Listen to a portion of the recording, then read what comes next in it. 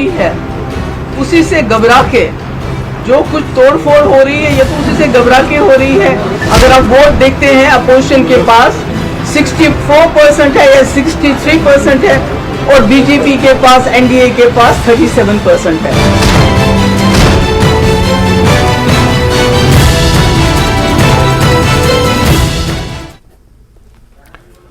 नमस्कार, स्वागत है आपका न्यूज 18 जेकेएलएच में। मैं हूं आपके साथ अबू हुरैरा और आप देख रहे हैं जेकेएलएच प्राइम टाइम।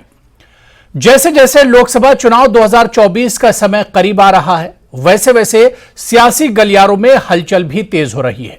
जहां बीजेपी अभी से तैयारियों में जुटी है तो वहीं विपक्ष 2024 में बीजेपी को घेरने और रोकने के लिए हाथ पैर मार रहा है। विपक्ष की एकता पर जोर दिया जा रहा है। इस बीच जम्मू कश्मीर में भी विपक्ष को एक प्लेटफॉर्म पर लाने की तैयारी हो रही है। पीडीपी अध्यक्ष महबूबा मुफ्ती का कहना है कि आगामी लोकसभा चुनाव के लिए जम्मू कश्मीर में विपक्षी गठबंधन का फैसला पार्टी नेताओं के साथ विचार विमर्श के बाद किया जाएगा। महाराष्ट्र के राजनीतिक हालात पर महबूबा मुफ्ती ने कहा कि विपक्षी गठबंधन ने बीजेपी को ऐसे कदम उठाने के लिए मजबूर किया है। उन्होंने कहा कि बीजेपी विपक्ष के खिलाफ एजेंसियों का इस्तेमाल कर रही है। लेकिन इन सब के बीच महबूबा मुफ्ती के विपक्ष की एकता पर कई सवाल भी उठ रहे हैं और सवाल यह भी है कि क्या विपक्ष को एकजुट कर पाएंगी महबूबा मुफ्ती? दूसरे दल क्या पीडीपी और महबूबा मुफ्ती के साथ आएंगे? सभी दलों को क्या महबूबा मुफ्ती साध पाएंगे? इसी तरह के बहुत से सवाल हैं। क्या विपक्ष एक हो पाएगा बीजेपी के खिलाफ लोकसभा चुनाव 2024 में? आज इसी को जेकेएलएच प्राइम टाइम में हम समझने की कोशिश करेंगे। जो अपोजिशन की यूनिटी है उसी से घबरा के जो कुछ तोड़फोड़ हो रही है ये तो उसी से घबरा के हो रही है।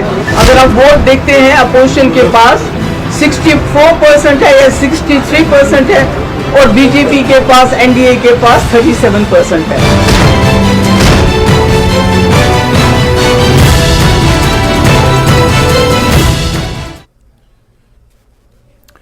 तो महबूबा मुफ्ती विपक्षी एकता की गुहार लगा रही हैं और क्या विपक्ष महबूबा मुफ्ती के साथ आएगा? जम्मू कश्मीर की जितनी पार्टियां हैं वो बीजेपी के खिलाफ एकजुट हो पाएंगे? आज इसी को जेकेएलएच प्राइम टाइम में हम समझने की कोशिश करेंगे। महबूबा मुफ्ती का जो इस पर बयान है इस पर भी हम चर्चा करेंगे। बहुत खास मेहमान मेरे साथ जुड़ रहे हैं। बहुत जल्दी अपने मेहमानों का इंट्रोडक्शन आपसे करा देता हूं। मेरे साथ वरिंदर सिंह सोनू जी हैं जो कि स्पोक्स पर्सन है पीडीपी से हमारे साथ जुड़े हुए हैं।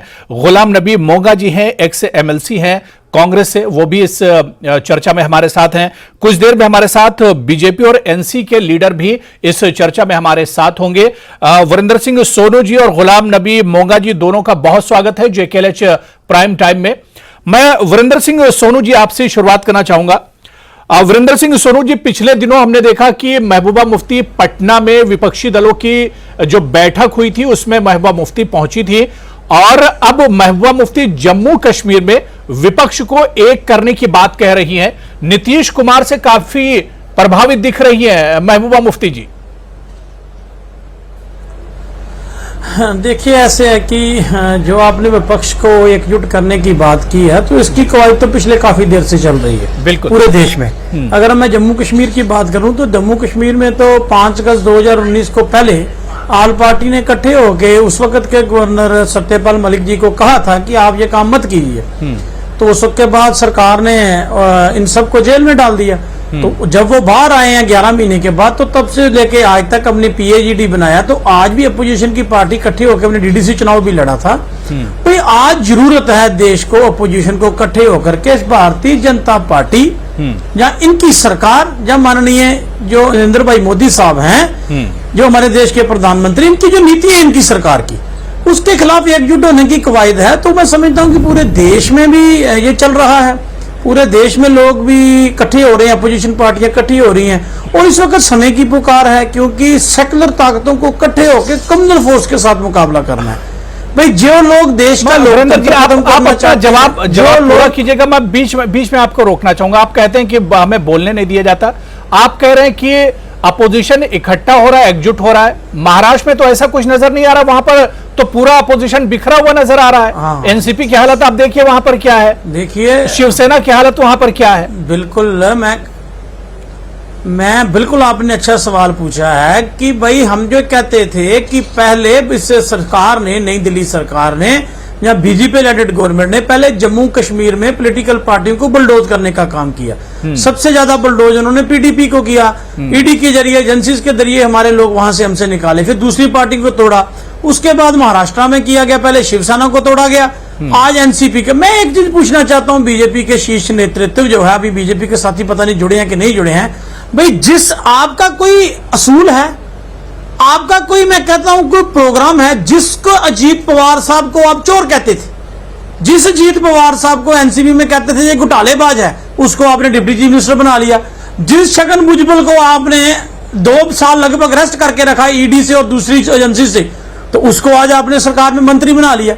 मैं कहता हूं, मैं इनसे पूछना चाहता हूं कि ये सिर्फ और सिर्फ खेल देखिए क्या है, सत्ता हासिल करने का खेल है, लोगों के मैंडेट के खिलाफ जाया जा रहा है, जो हमारे कॉन्स्टिट्यूशनल इंस्टीट्यूट है उनको तबाह किया जा रहा है। और मुझे आप एक बताइए कि असेंबलियों को समझा क्या है इस सरकार ने?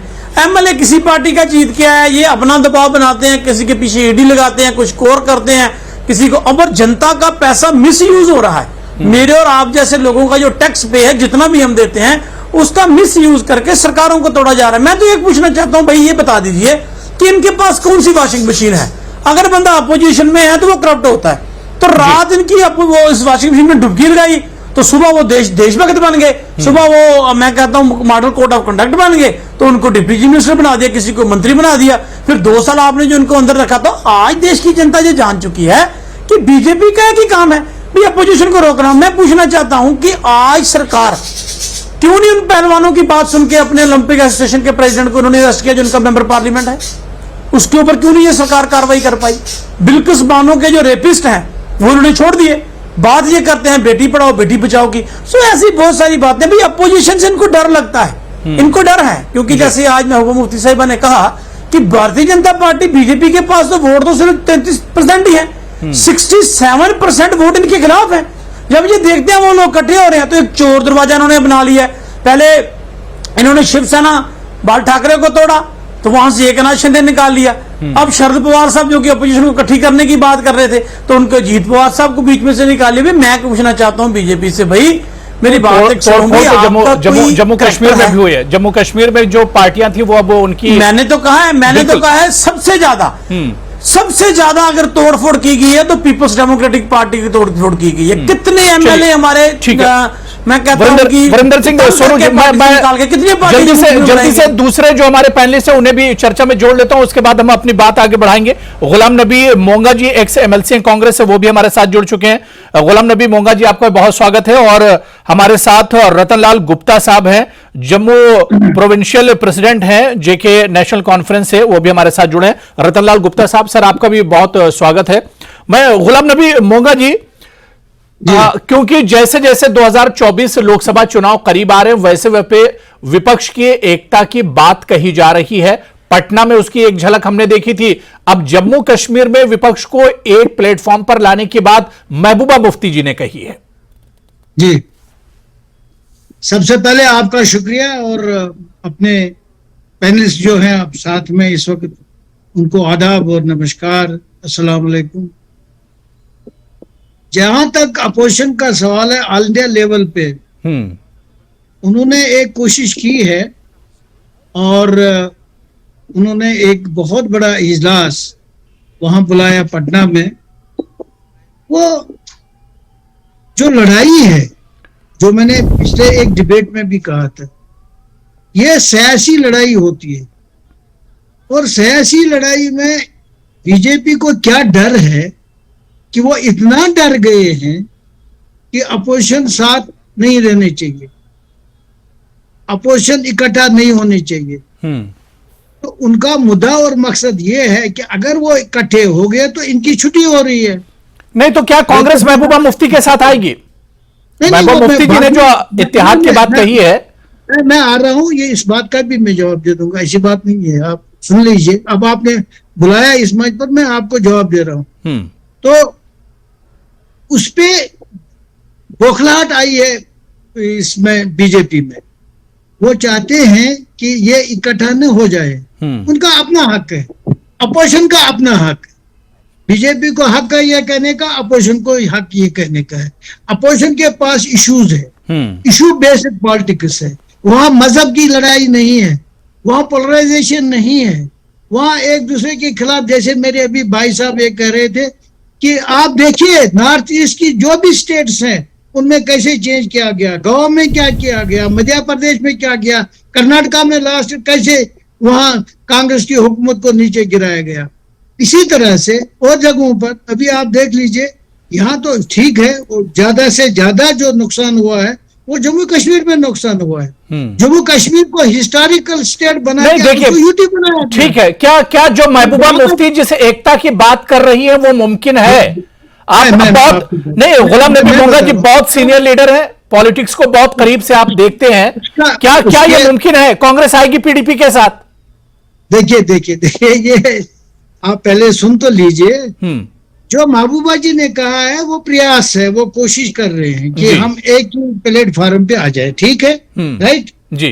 तो अभी तो इब्तिदा है, अभी हम कांग्रेस पार्टी बैठेगी, कांग्रेस पार्टी के हाईकमांड जो है दिल्ली में वो बैठेंगे, स्टेट लीडर्स के साथ बात करके कुछ ना कुछ निकल आएगा उसमें फैसला। चलिए, तो वो वक्त पे हो जाए जब पूरे डिस्कशन होंगे इस पे कैसे होगा क्या होगा। लेकिन ये एक अच्छा कदम है, इट्स ए वेलकम स्टेप कि हम सब लोग इकट्ठे हो जाए और बीजेपी को यहाँ से -0 सीट भी कोई मिलेगी। चलिए ठीक है। मेरे साथ बीजेपी के स्पोक्स पर्सन भी जुड़ चुके हैं, उन्हें भी जल्दी से हम चर्चा में जोड़ लेते हैं और आप लोग जो सवाल उठा रहे हैं वो उसका जवाब भी हम उनसे लेंगे। हमारे साथ सुरेंद्र अंबरदार हैं जो कि सीनियर लीडर हैं बीजेपी के। सुरेंद्र अंबरदार जी, आपका भी बहुत स्वागत है जेकेएलएच प्राइम टाइम में। रतनलाल गुप्ता जी, सर मेरी आवाज आप तक पहुंच रही है? जी हाँ जी। रतनलाल गुप्ता जी, जब चुनाव आते हैं तो विपक्ष एकजुट होने की बात करता है और एक बार फिर से 2024 के चुनाव करीब आ रहे हैं और ऐसे में हमने देखा कि नेशनल लेवल पर जो अपोजिशन है, अपोजिशन पार्टियां वो पटना में एकजुट हुई, बैठी, बातचीत हुई और एक सिलसिला चल रहा है। लेकिन महबूबा मुफ्ती ने कहा कि जम्मू कश्मीर में भी विपक्ष को बीजेपी और एनडीए के खिलाफ एक होना चाहिए। क्या यह मुमकिन है रतनलाल गुप्ता जी? जी देखिए साहब, ये तो मुमकिन हो सकता है, इसमें तो कोई बात नहीं है जी। ये क्योंकि ऑलरेडी हमारी कोशिश यही होती है कि भाई बीजेपी के मुकाबले में हम इकट्ठे होकर चलें। ये तो नेशनल कॉन्फ्रेंस हमेशा चाहती है और सेंट्रल लेवल पे भी हम यही चाहते हैं और स्टेट लेवल पे भी।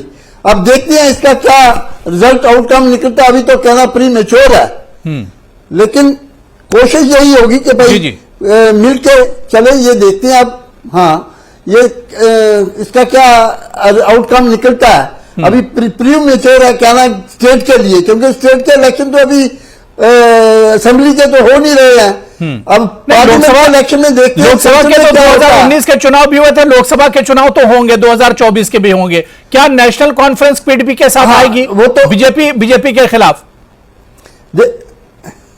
देखिए साहब, पहले तो सेंटर के साथ मेल, यहाँ तो 5 सीटें हैं जम्मू कश्मीर के अंदर। मेन तो बात है पूरे भारत में, अगर पूरे भारत के अंदर अपोजिशन एकजुट होती है और हमारी पूरी कोशिश होगी कि भाई पूरे भारत के अंदर अपोजिशन पार्टीज एकजुट हो।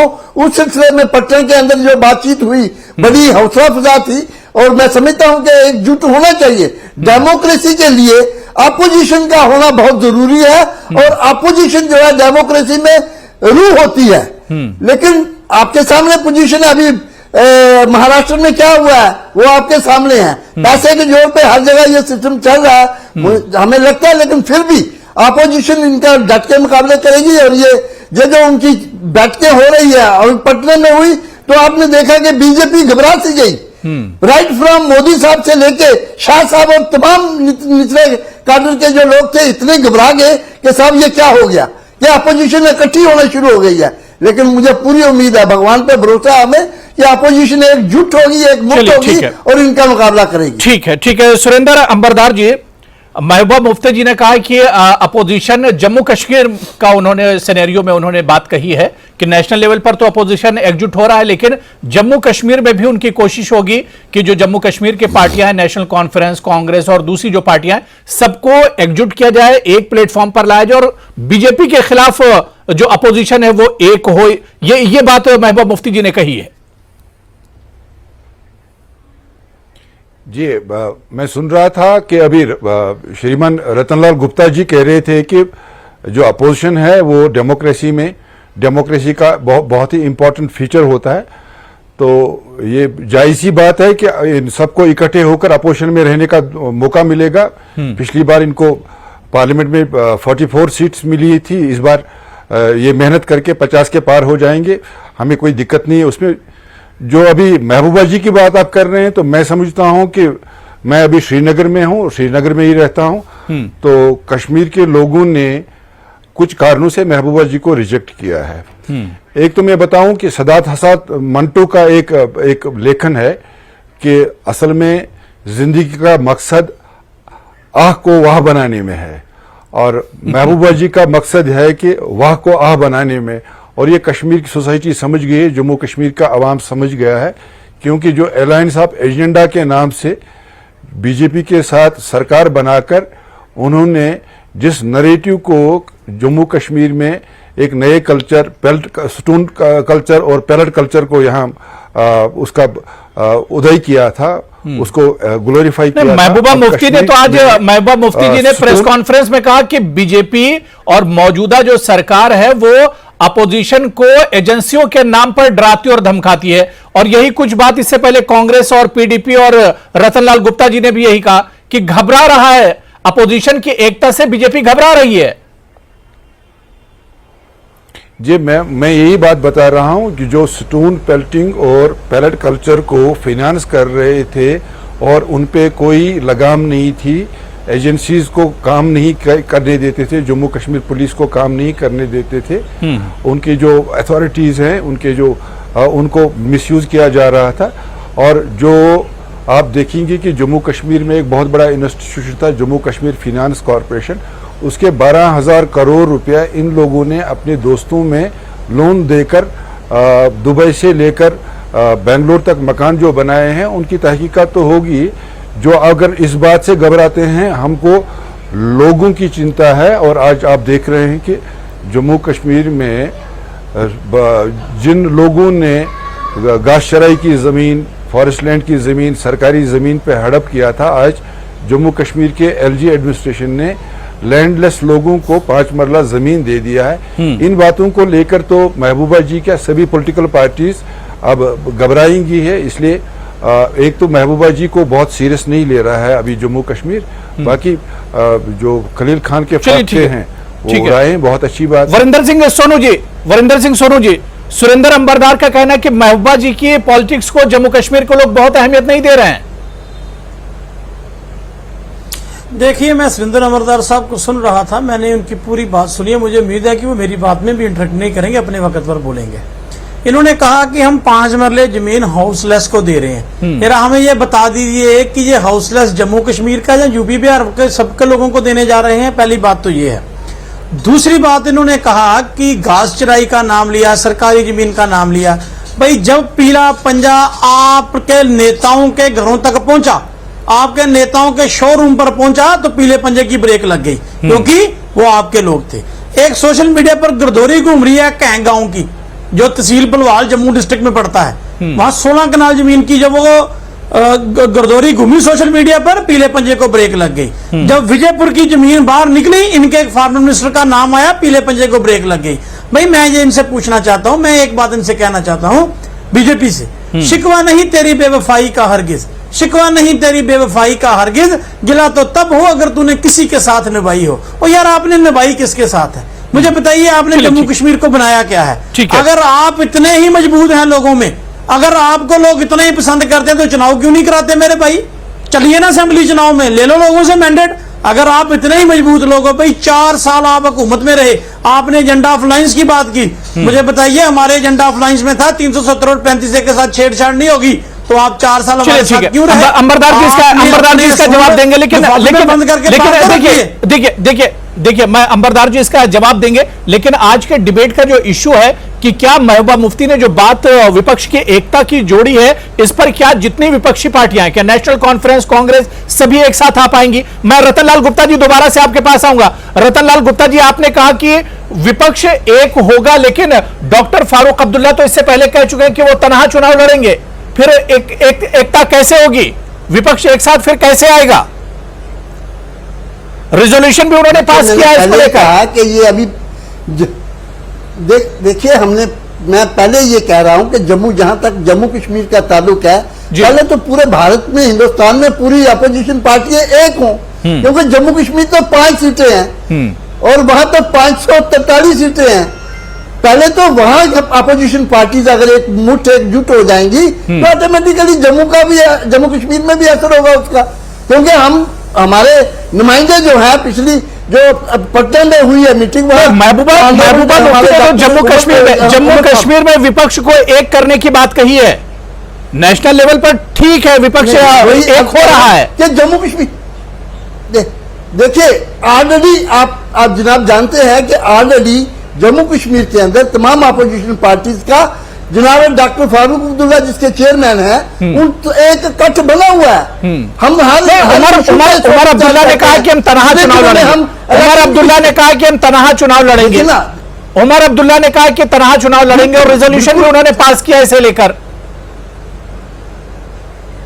बिल्कुल, हम यही कह रहे हैं कि हम तो देख रहे हैं सेंटर की तरफ, तो सर सेंटर में क्या होगा अपोजिशन का? हमारी तो 5 सीटें हैं, 543 सीटों में 5 सीटें क्या उसका आउटकम कर सकती हैं, ये आप भी भली भांति जानते हैं। सेंटर क्या करता है? हम तो कहते हैं तमाम नेशनल अपोजिशन पार्टी जो है वो मिले, एक साथ जुट हो जाए, एक मुठ हो जाए। अगर वो सब ये फैसला लेते हैं कि साहब हम एक मुठ होंगे, क्योंकि हम भी उसमें पार्टनर हैं, हम भी उसमें एक शेयर होल्डर मतलब जा रहे हैं, वहां पे पटना में भी गए। चलिए, तो ये तो एक सिस्टम चल रहा है, ठीक है, बातचीत का।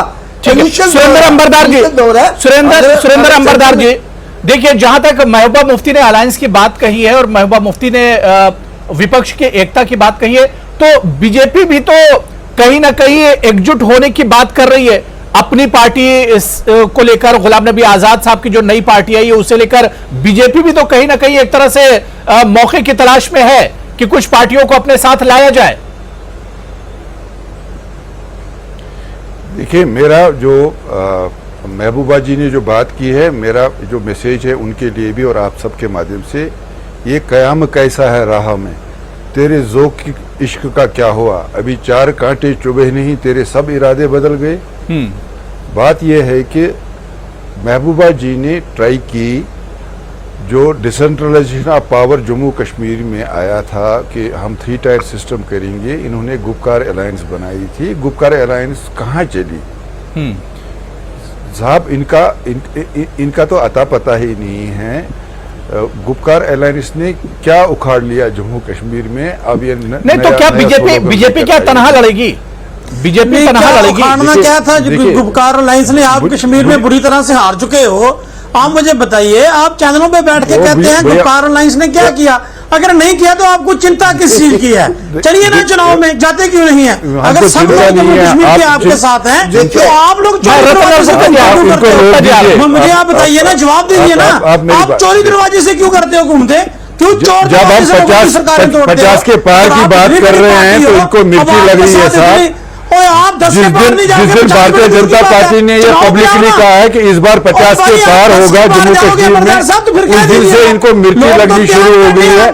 इनका आता पता कहीं नहीं है। अब ये मीडिया पे आकर आपका पता, आपको चिट्ठी लिखने का लेटर बॉक्स नहीं नजर आएगा जो भारतीय जनता पार्टी ने जम्मू के लोगों के साथ किया है, जम्मू कश्मीर के लोगों के साथ किया है। आपकी चिट्ठी डालने के लिए लेटर बॉक्स नहीं नजर आएगा आपका। लोग पता ढूंढते फिरेंगे लोगों को आप एक सिस्टम दिया है, एक अकाउंटेबिलिटी वाला सिस्टम दिया है, आपको देखना चाहिए वो सरकार दे देगी जो जम्मू कश्मीर के अवाम के लिए होगा। जम्मू कश्मीर के पोलिटिकल लोगों को खारिज करके, सिर्फ गवर्नमेंट मशीनरी के ऊपर आप जम्मू कश्मीर के पोलिटिकल बॉडीज खारिज हो गई है। जम्मू कश्मीर के लोगों ने जम्मू कश्मीर के पोलिटिकल पार्टी को खारिज किया, आपने बिरयानी भी दिया, खाना भी दिया, आपका आता पता नहीं है। आपके पार्टी में कौन है भैया?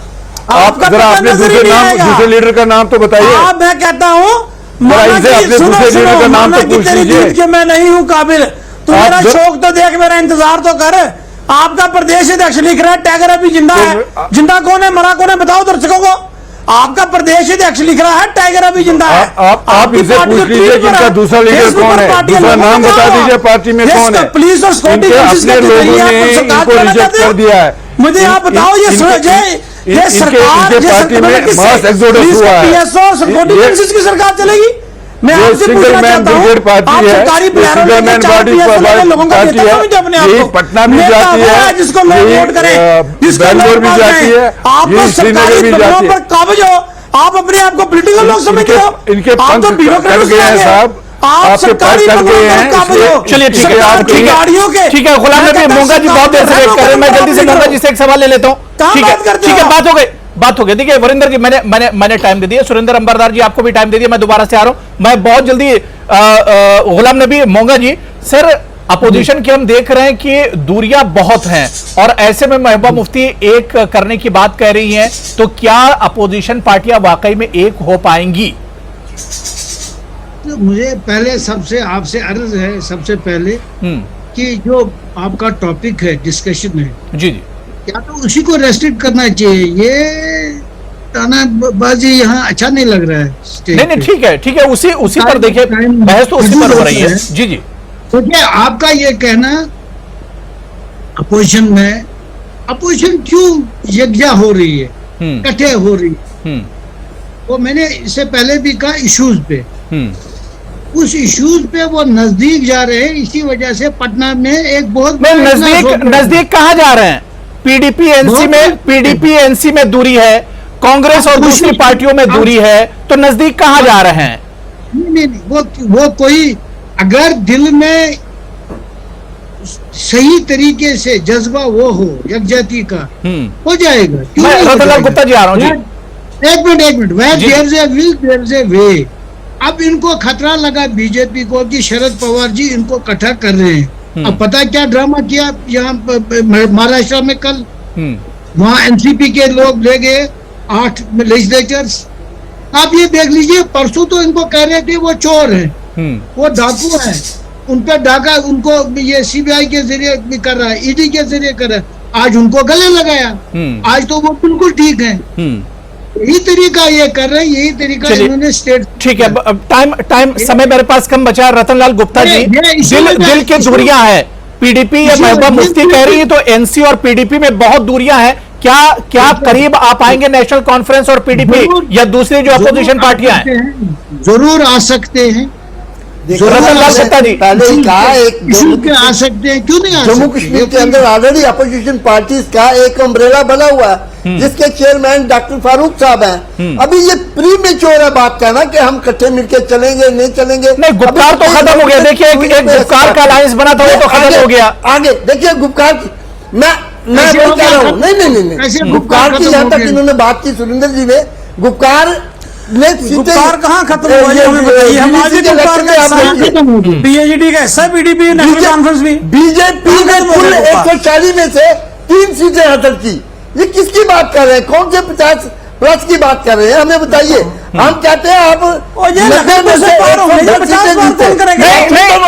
ठीक है, वरिंदर सिंह सोनू जी, पीडीपी और नेशनल कॉन्फ्रेंस एक साथ आएंगे, पीडीपी और नेशनल कॉन्फ्रेंस एक साथ आएंगे बीजेपी के खिलाफ।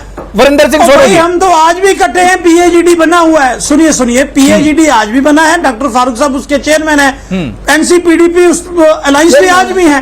और किस तरह जब चुनाव आएगा पार्लियामेंट का तब फैसला हो जाएगा। लेकिन मैं ये बात कहना चाहता हूँ, ये जो 50 पार वाले हैं, ये तो लखनपुर से पार हो जाएंगे। आप ये है कहाँ है मुझे बताइए। चलिए ठीक है, क्योंकि अभी तो लोकसभा चुनाव में अभी काफी वक्त है। लेकिन ऐसे में महबूबा मुफ्ती ने अपोजिशन के इत्तेहाद की जो बात कही है, क्या आगे चलकर अपोजिशन, ठीक है सुरेंद्र अंबरदार जी 10 सेकंड सिर्फ आपको दे रहा हूं, जल्दी से बात पूरी कर लीजिए। 10 सेकंड, अब समय नहीं मेरे पास। महबूबा जी भेड़ों का झुंड को तैयार कर रही है। एक शेर के एक दहाड़ से वो सब भाग जाएंगे।